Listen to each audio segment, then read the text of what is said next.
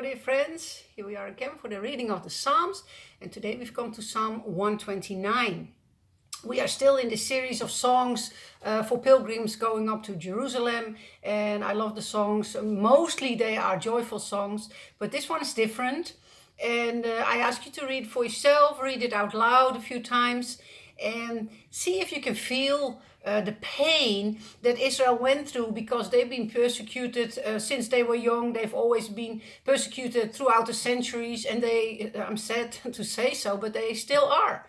And it says, from my earliest youth, my enemies have persecuted me. Let all Israel repeat this. And so it's really a lament, I would say. It's not really a complaint, but it's a piece of information that's very important to know about Israel, about God's people, and how he protects them. Because I love what it says in verse 4, but the Lord is good. I always love it when it says, in English at least, but, because then it basically means that something's coming that's really good. But the Lord is good. He has cut me free from the ropes of the ungodly.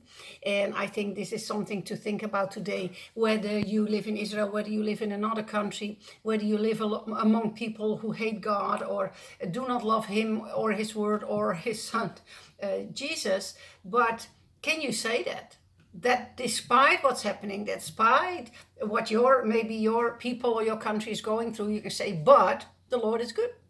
And I think that's something that should always be our but. That should always be, how do I say it, the sentence we end with. Whenever we have a complaint, whenever we say, this and that is going on, as the pilgrims were doing here, and say, but you know what? The Lord is good, and he has cut me free from the ropes of the ungodly. If God has set you free from an ungodly life, from ungodly association, praise the Lord. Just be glad and be thankful, and think about this psalm.